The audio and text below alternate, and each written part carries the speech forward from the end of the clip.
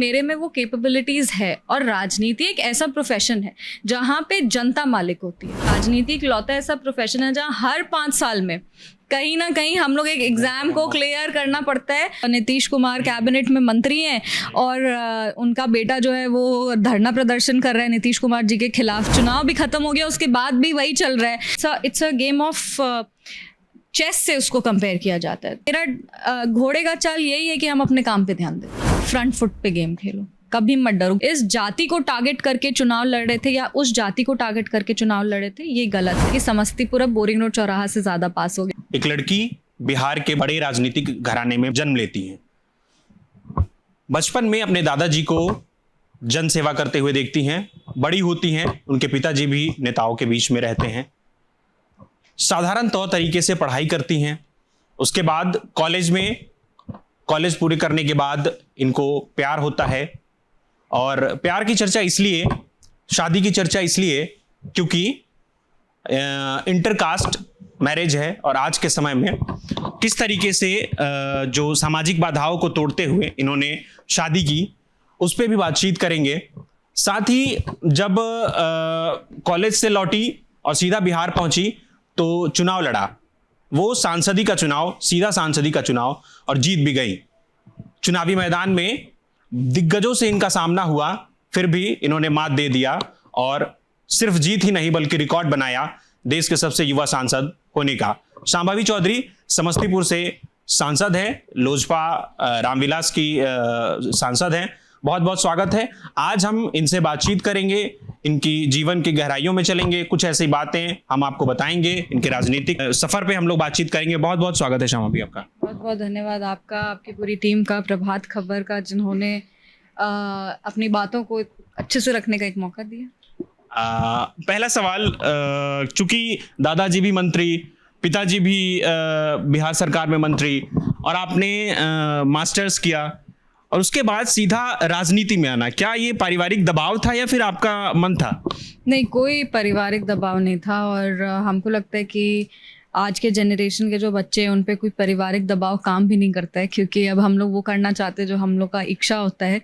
और क्योंकि एक बचपन से ही ऐसे हम परिवार में पले बड़े थे जहाँ पे जनता को हमेशा प्राथमिकता दी जाती थी। हम तो खुलेआम कहते कि हमको शायद कुछ और आता ही नहीं था। कोई हमसे पूछता था क्या करना है तो हम कहते थे हमको यही करना है जो दादाजी किए, जो डैडी किए, वही हमको भी करना है। जब छोटे थे तब से कहते थे बड़े होके क्या बनना है, तो बोलते थे बड़े होके डैडी बनना है। तो मतलब ऐसा एक होता है ना कि हर बच्चे का सपना होता है कि अपने मम्मी पापा के लिए कुछ करें, उनके जैसा कुछ करे, उनके सपनों को पूरा करे। तो मेरा भी सिंपल सा ये था। फिर बट उस टाइम मेरे फैमिली में मतलब पढ़ाई को प्राथमिकता हमेशा दी जाती थी। मेरे दादाजी दलित परिवार, मतलब हम लोग सब दलित परिवार से आते हैं, और मेरे दादाजी गांव में रहते थे। उस टाइम पे दलितों के हक के लिए उतनी पढ़ाई की बातें नहीं होती थी, या फिर कहीं ना कहीं तब भी डिस्क्रिमिनेशन बेस्ड ऑन कास्ट बहुत प्रेवलेंट था। और उस टाइम पे वो पढ़ाई करने के लिए नदी तैर के पार करते थे और वो अपनी पढ़ाई वैसे पूरी की। तो जब वो हमेशा, क्योंकि एजुकेशन को इतना प्रायोरिटी देते थे, मेरे फादर भी हमेशा कहते थे कि एजुकेशन जो अवेयरनेस होता है ना उसका की होता है, और एजुकेशन से जो एक्सपोजर आता है वो कहीं और किसी भी और तरीके से नहीं आ सकता। तो हमेशा, और उस टाइम पे बिहार में एक इम्प्रेशन भी बिहार का चलता था कि यहाँ के नेता जो हैं वो पूरी पढ़ाई नहीं कंप्लीट करते। मतलब एक पॉलिटिकल स्फेयर में कैसा होता है कि अरे पढ़ाई छोड़ के राजनीति कर रहे हैं। तो मेरे फादर हमेशा कहते थे कि नहीं, पढ़ाई पूरा करना है फिर ही पॉलिटिक्स करना है, अगर करना भी है तो। फिर हम पढ़ाई अपनी पूरी किए, अंडर ग्रेजुएशन LSR से किए, post graduation Delhi school of economics से किए। पढ़ाई ख़त्म हुई, वापस आए, तब मेरा शादी हो गया। शादी के बाद जो इंस्टीट्यूट्स थे हम उसको देख रहे थे, तब तक में इलेक्शन अनाउंस हो गया। और फिर हुआ कि हम कोशिश किए कि मतलब इलेक्टोरल पॉलिटिक्स में आना था, तो एक कोशिश हम भी किए। और इस में आभार व्यक्त करेंगे हमारे पार्टी के राष्ट्रीय अध्यक्ष चिराग पासवान जी का, जिन्होंने हम में क्षमता देख के हमको एक मौका दिया। विपक्ष के लोग, जब आपको टिकट मिला तो उस समय विपक्ष के लोग परिवारवाद को लेकर के काफी आप पे ये एलिगेशन लगा रहे थे, इसको किस तरह आप ये करती? देखिए, परिवारवाद का एलिगेशन जो है वो अगर हम लोग बाकी प्रोफेशन से भी कंपेयर करें तो ऐसा कोई प्रोफेशन नहीं है जहाँ पे पेरेंट्स के प्रोफेशन को चिल्ड्रन कैरी ऑन नहीं करते।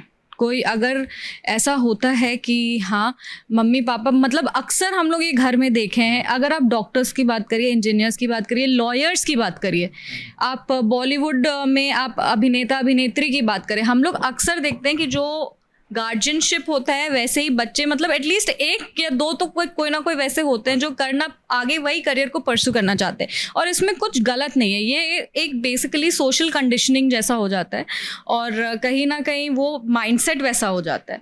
पर हाँ, जब हम लोग राजनीति में परिवारवाद की बात करते हैं तो हम यही हमेशा कहते हैं कि ऐसा नहीं है कि हम पढ़े लिखे नहीं हैं, ऐसा नहीं है कि हम लीड नहीं कर सकते, ऐसा नहीं है कि मेरे पास कोई विजन नहीं है, ऐसा नहीं है कि हम अपनी बातों को ठीक से नहीं रख सकते। हमको लगता है कि मेरे में वो कैपेबिलिटीज़ है, और राजनीति एक ऐसा प्रोफेशन है जहाँ पे जनता मालिक होती है। जनता चूज़ करेगी कि हम उस लायक हैं कि नहीं, किसी के एलिगेशन से कुछ नहीं बदलने वाला है। वो जनता का निर्णय होगा कि हाँ हमको इसको अपना प्रतिनिधि बनाना है कि नहीं। और हम उसमें मानते हैं कि राजनीति इकलौता ऐसा प्रोफेशन है जहाँ हर 5 साल में कहीं ना कहीं हम लोग एक एग्जाम को क्लियर करना पड़ता है, और फिर ऐसा नहीं कि आज बन गए तो अब हम ताउम्र सांसद बने हुए, हमको 5 साल बाद फिर करना है। तो ये तो वर्क करते रहना, ये तो मतलब एक ऐसा स्किल है जिसको हमको डेवलप करते रहना है। ऐसा तो नहीं है कि आज हम कुछ बोल दिए तो 5 साल तक वो चलने वाला है, ऐसा नहीं होता। हमेशा आपको अपने जो काम है उसको और बेहतर करना पड़ता है, आपके जो कहीं ना कहीं अपने आप को प्रूव करते रहना पड़ता है, और फिर ही आप राजनीति में आगे बढ़ सकते हो। बिल्कुल। चुनाव जीतने के बाद आप एक रिकॉर्ड भी बना चुकी हैं युवा सांसद होने का, और खुद को आप, जब मैं आपका इंस्टा प्रोफाइल देख रहा था तो आप वहाँ पे जेनजी हाँ ये लिखा था आपने, तो जेनजी सांसद होने के तौर पे बतौर जेनजी सांसद क्या जिम्मेदारी बढ़ जाती है और लोगों के बाद, क्योंकि वहाँ अप्रोच करना लोगों को बहुत आसान हो जाता है, कोई अगर परेशानी हो लोग इंस्टाग्राम पे तुरंत मैसेज कर दिए, तो क्या इससे जिम्मेदारी कुछ बढ़ी है इन सब चीज़ों?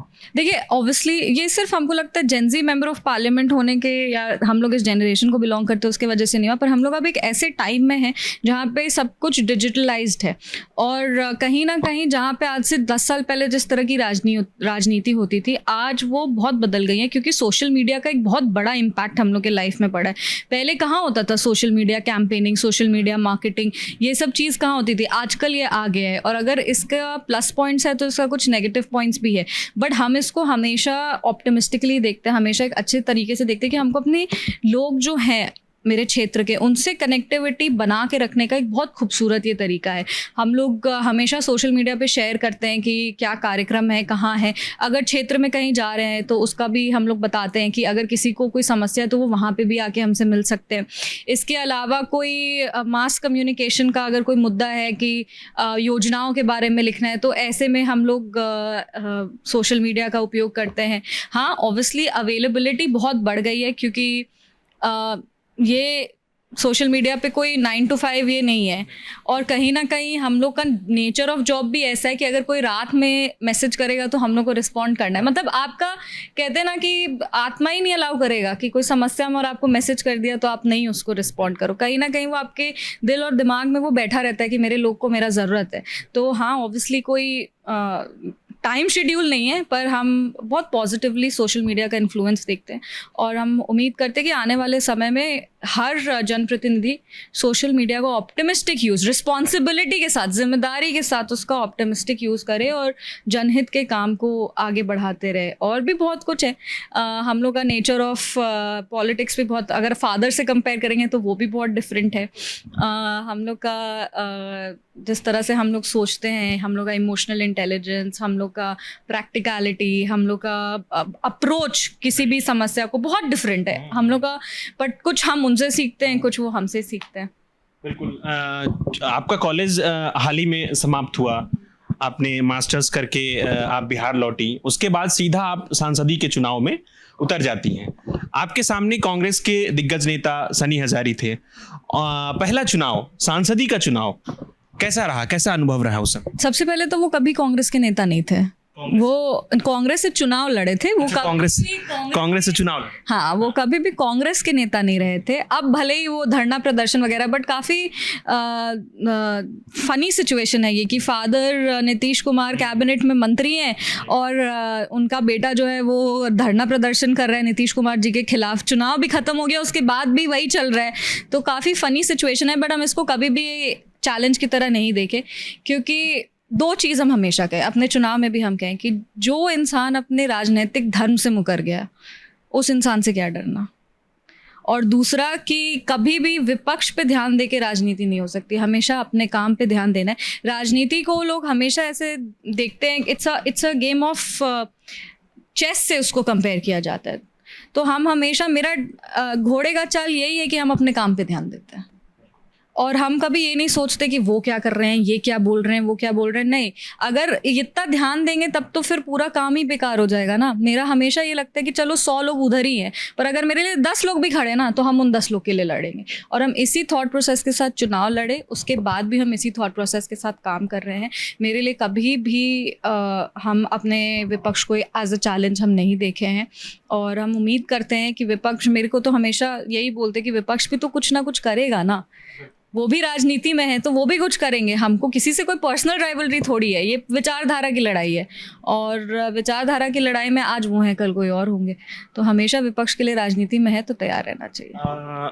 टिकट को लेकर के आपके कई सारे सवाल खड़े किए गए थे जब उस समय आपको टिकट मिलने वाला था, तो कि आप आई और बहुत सारे कहते हैं कि अशोक चौधरी जी मंत्री जी की बेटी हैं, इस वजह से पैसे अधिक हैं, इस वजह से पैसे से टिकट खरीद लिया। क्या कुछ रहा था? चिराग पासवान ने आप पर भरोसा कैसे जताया?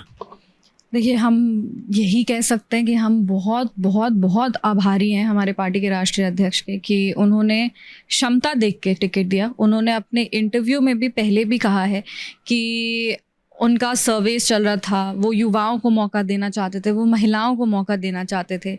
ऐसे में अगर उनको मेरे में वो कुशलता दिखी कि हाँ ये आगे चल के अच्छी नेता बन सकती है, तो इसके लिए हम बहुत आभारी हैं। और हमको ये कभी भी ऐसा मेरे मन में नहीं था कि हाँ हमको मिल ही जाएगा, हम बस कोशिश किए थे। और अब मतलब भैया बोले कि नहीं तुमको आगे जाना है, तुम अच्छा कर सकती हो, तुमको अच्छा करना है।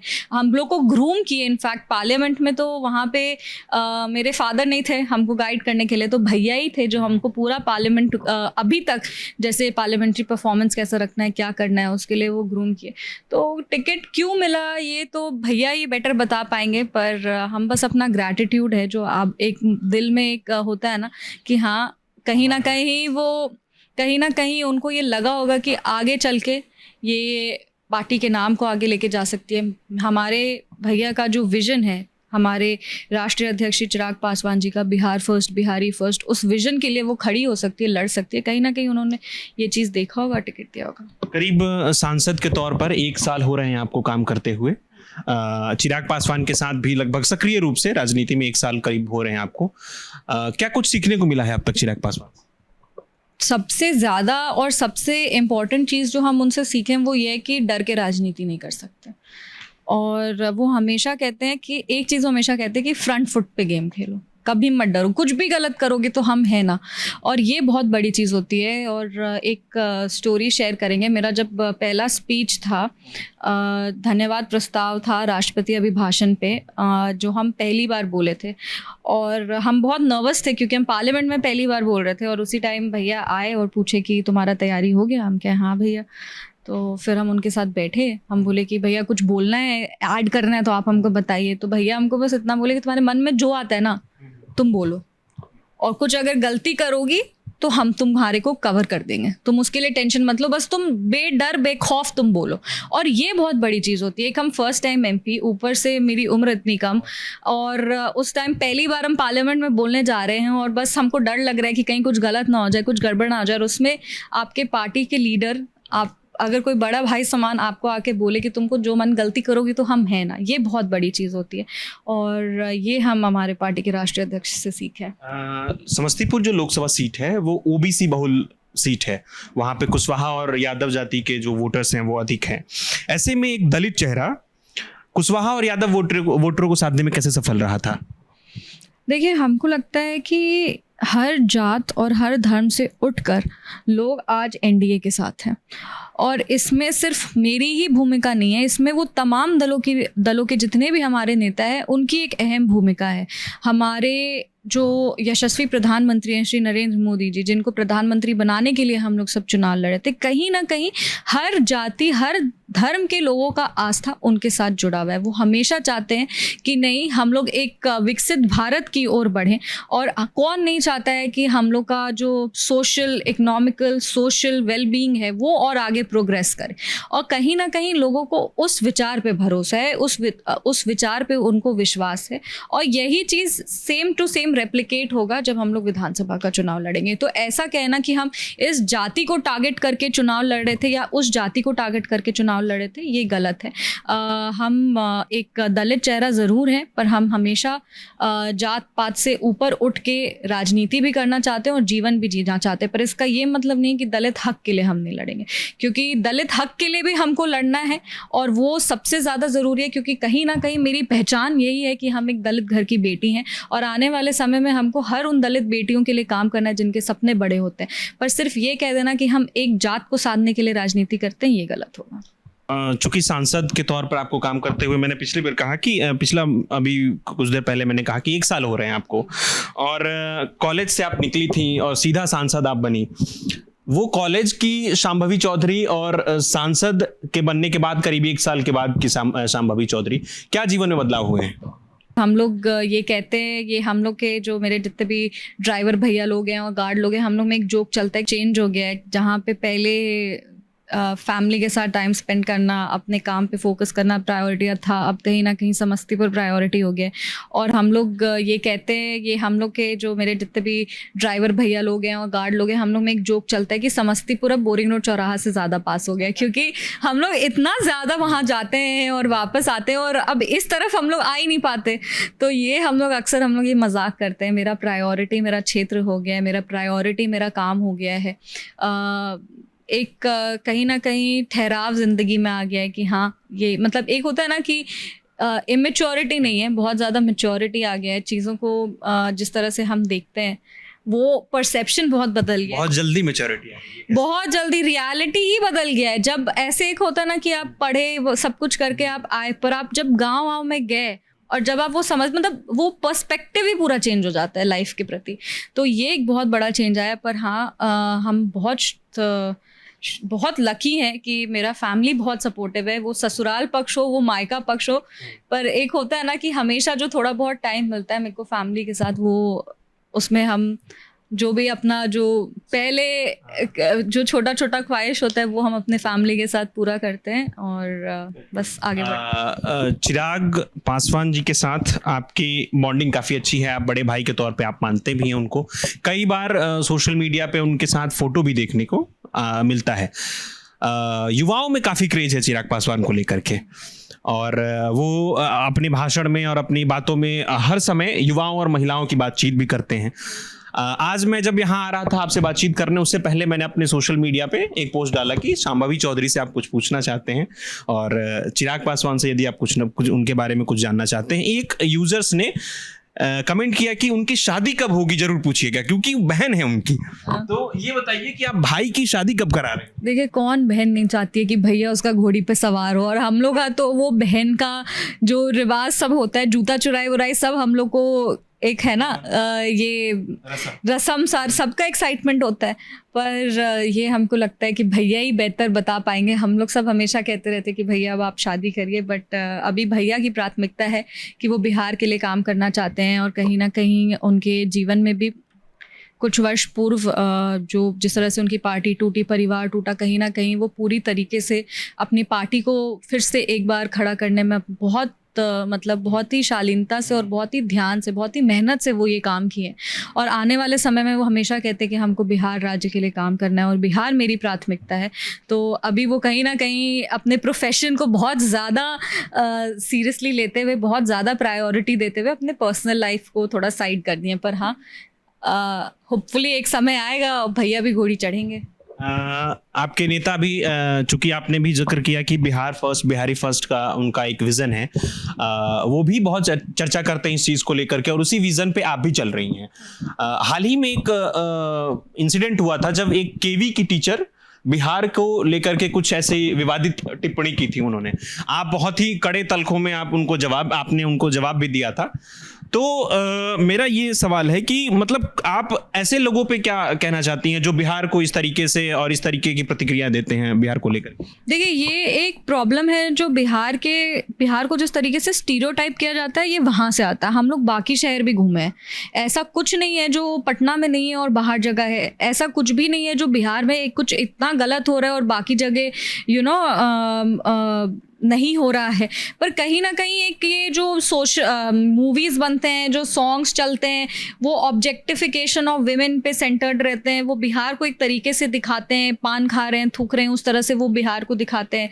तो हर आदमी का एक परसेप्शन बन गया है कि बिहार ऐसा ही है। और जब हम लोग जैसे युवाओं को वो देखते हैं या फिर और जब वो एक्चुअली बिहार में आते हैं, ये मेरे साथ भी हुआ था। मेरे कॉलेज के 3rd ईयर में हम लोग को फील्ड वर्क करना था अंडर ग्रेजुएशन में, और हम अपने पूरे क्लास को बिहार लेके आए थे फील्ड वर्क करने के लिए, क्योंकि मेरे को लगा कि देखो बाकी जगह तो तुम लोग कभी भी जाओगे, बट हमको पता है बिहार कभी नहीं आओगे, इसीलिए हम लोग को बिहार में फील्ड वर्क करना चाहिए। वो स्टडी करने के लिए हम लोग सब बिहार में आए थे। एंड आप मानेंगे नहीं, उन सब का परसेप्शन ही बिहार को लेके बदल गया, क्योंकि उन लोग बिहार को एक तरह से देखे थे जो मूवीज में डिपिक्ट किया जाता है, जो वीडियोस में दिखाया जाता है। और जब वो लोग एक्चुअल बिहार को देखे, वो लोग बोले कि अरे बिहार तो इतना सुंदर है, बिहारी इतने अच्छे हैं, इतने हेल्पफुल है। तो कहीं ना कहीं एक वो स्टीरियोटाइप से आता है। और हम लोग के भी कई ऐसे बिहारी लोग हैं जो बाहर जाके अपनी आइडेंटिटी को छुपाना चाहते हैं और उसको खुल के नहीं कहते कि वो बिहारी हैं। आई थिंक हम लोग की संस्कृति, हम लोग का इतिहास, हम लोग का जो धर्म है, जो बिहार का जो एक कहते हैं ना बिहार की जो पृष्ठभूमि है, हम लोग सौभाग्यशाली हैं कि हम लोग इस धरती पे जन्म लिए हैं और आगे आने वाले समय में अपने आप को बिहारी कह सकते हैं।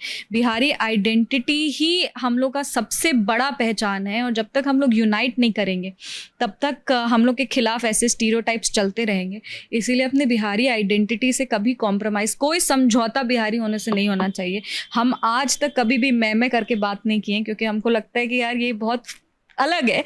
हाँ, तो मतलब वो हमसे अपनापन नहीं है। और हमको लगता है कि ये कहीं ना कहीं ये मैं और ये जो होता है ना, वो बहुत ज़्यादा इन्फ्लुएंस्ड लगता है।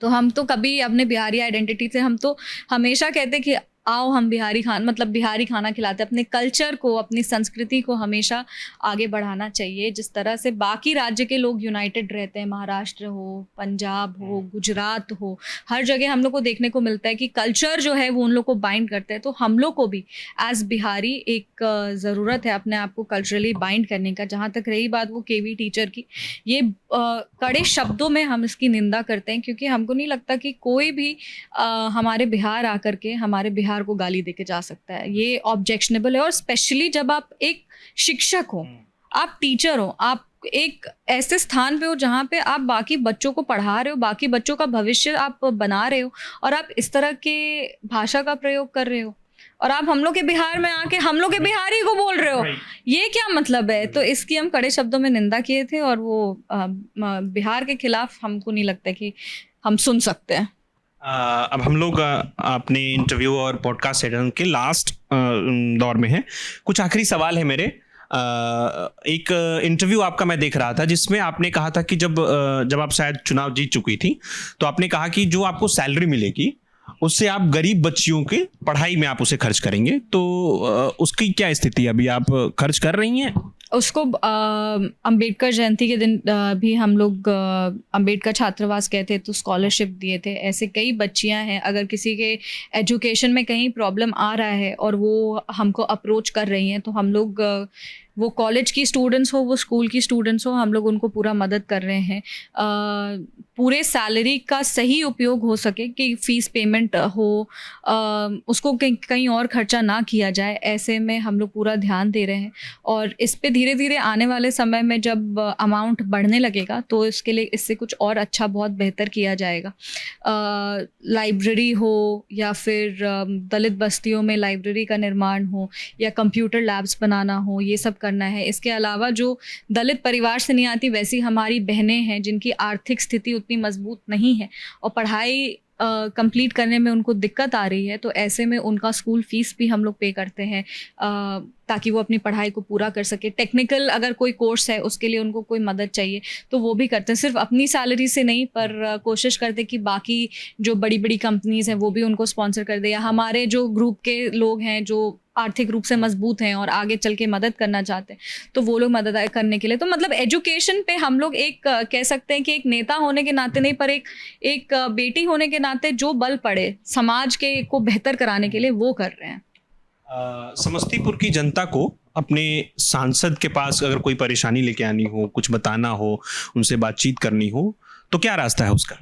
देखिए, मेरे पास नंबर एक ही है और मेरे पास ऐसा कोई private number and public number अलग अलग नहीं है, और हम व्हाट्सएप पे हमेशा एक्टिव रहते हैं। कुछ इमरजेंसी, जैसे अभी भी आप आए थे तो हम एम्स के बारे में बात कर ही रहते कि उनके एम्स का क्या हुआ ये वो, तो हम लगातार व्हाट्सएप पे अवेलेबल। आपके मैसेज को भी हम खुद ही रिप्लाई किए थे, आप बोले थे। मुझे ऐसा लगा कि सोशल मीडिया टीम होगी, मैंने वो करके आपको हाँ, बट वो नंबर मेरे पास ही रहता है और हम खुद ही देखते हैं सब कुछ, सारा काम। अगर ऐसी कोई गंभीर स्थिति होती है जिसमें तुरंत लोग को अप्रोच करना है तो वैसे में वो मेरे व्हाट्सएप पे आते हैं। पर इसके अलावा समस्तीपुर में हमारा कार्यालय भी है, वहाँ पे पूरी व्यवस्था की हुई है, कंप्यूटर है, प्रिंटर है। अगर कुछ तुरंत करना है तो तुरंत ईमेल, जैसे बहुत सारे ऐसे क्षेत्र के लोग होते हैं जिनको ईमेल करना नहीं आता, जिनको फॉर्म फिल करना नहीं आता, ऐसे में वहाँ पे सारा व्यवस्था किया हुआ है। वहाँ पे हमारे बहुत अच्छे टीम के एक दो लोग हैं जो बहुत अच्छे से वहाँ कार्यालय संभाल रहे, कार्यालय को देख रहे हैं। और इसके अलावा मेरे जितने भी असिस्टेंट्स के लोग हैं वो लोग सब लगातार समस्तीपुर के लिए, मेरे पास एक डेडिकेटेड एक टीम है जो सिर्फ समस्तीपुर देखता है, एक टीम है जो सिर्फ सोशल मीडिया का समस्तीपुर देखते हैं। तो हमको नहीं लगता कि क्षेत्र के किसी भी लोग को कांटेक्ट करने में कोई दिक्कत होगा। चूंकि आप युवा हैं और कॉलेज आपका अभी अभी समाप्त हुआ है कुछ ही साल पहले, तो क्योंकि कॉलेज में होंगी आपके कुछ दोस्त होंगे, उन आपके गैंग होंगे अलग से दोस्तों के, तो जब आप सांसद बन गई तो ऐसा कभी हुआ है कि आपको फोन किया हो दोस्तों ने कि सांसद महोदय अब हमारा कोई ऐसा काम अटक रहा हो, जरा निकाल दीजिए, इस तरह की चीजें? नहीं, अभी तक तो ऐसा सच बताए तो नहीं हुआ है। मेरे फ्रेंड्स हैं कॉलेज के, मेरे बहुत सारे फ्रेंड्स नहीं हैं, मेरे बहुत कम ही फ्रेंड्स हैं, और वो भी ऐसे जो पटना के तो दोस्त हैं वो मम्मी पापा उनके दोस्त थे तो वो लोग मेरे दोस्त हैं, और कॉलेज के जो दोस्त हैं वो भी गिने चुने 3-4 लोग हैं। पर आज तक कभी काम के लिए नहीं फ़ोन किए, और उन लोग जब भी मिलते हैं वो पुराने जैसे ही मिलते हैं। जैसे कभी आप दोस्त से मिलो तो कोई फॉर्मेलिटी नहीं होना चाहिए, वो ट्रू सेंस पे मेरे दोस्त हैं, और वो लोग अब ये पॉडकास्ट भी देखेंगे और फिर बोलेंगे। बट हाँ, वो लोग जैसे हैं वैसे ही हैं, और हमको बहुत अच्छा लगता है क्योंकि हम लोग का लाइफ इतना मतलब इतना सोशल मीटिंग्स होता है, इतना सोशल ऑब्लिगेशन होता है, पॉलिटिकल काम इतना ज़्यादा होता है, इतने लोगों से मिलते हैं, तो ऐसे में एक जो घर वाला फीलिंग होता है ना कि हाँ भाई वो दोस्तों के पास होता है। तो ये थी शांभवी चौधरी, समस्तीपुर से सांसद हैं, और इस समय हमने इनसे बातचीत की। इन्होंने बड़ी ही शालीनता के साथ सारे सवालों के जवाब भी दिए, अपने पर्सनल लाइफ से भी जुड़े कई सवालों के जवाब दिए हैं। आप लोग अब आपके हिस्से की जिम्मेदारी ये है कि आप वीडियो को लाइक करिए, जो पोर्शन आपको अच्छा लग रहा हो कमेंट करिए, और इस वीडियो को अपने रिश्तेदारों के साथ शेयर करिए। तब तक के लिए धन्यवाद। प्रभातखबर.com, विश्वास वही, रफ्तार नहीं।